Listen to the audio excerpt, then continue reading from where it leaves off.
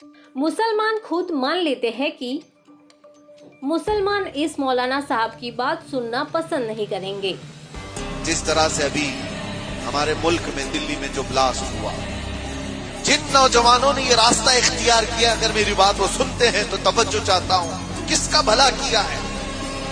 इन जमातों ने इस तरह के कत्ल और गारत से, इस तरह के ब्लास्ट से किसका भला किया है? उम्मत का, इस्लाम का, मुसलमानों का, मुल्क का, किसका? अभी जैसे तहकीकात में ये बात आती है कि ये डॉक्टर पेशे से ताल्लुक रखने वाले लोग, शुरुआती तहकीकात ये बता रही है कितना अजीम पेशा था जिसको इख्तियार किया गया। पुलिस, एटीएस सबको यूं ही उठा करके नहीं भर देती, इनके हालात होते हैं, हमने खुद देखा है, इनसे बात भी किया है।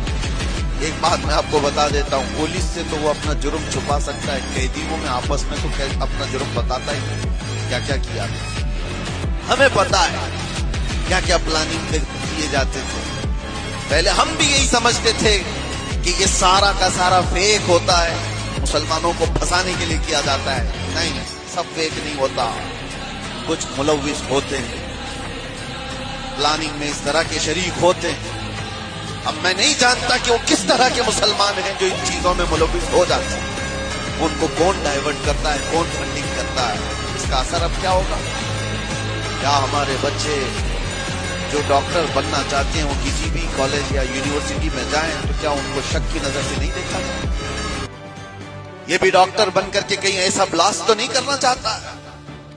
उन जालिम कुत्तों ने अपनी हरकतों से कितने बच्चों की जिंदगी को दांव पे लगाया है।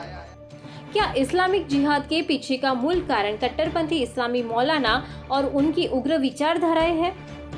मुसलमान खुद मान लेते हैं कि मुसलमान इस मौलाना साहब की बात सुनना पसंद नहीं करेंगे।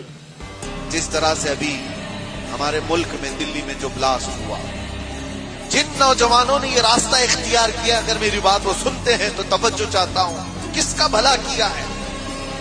इन जमातों ने इस तरह के कत्ल और गारत से, इस तरह के ब्लास्ट से किसका भला किया है?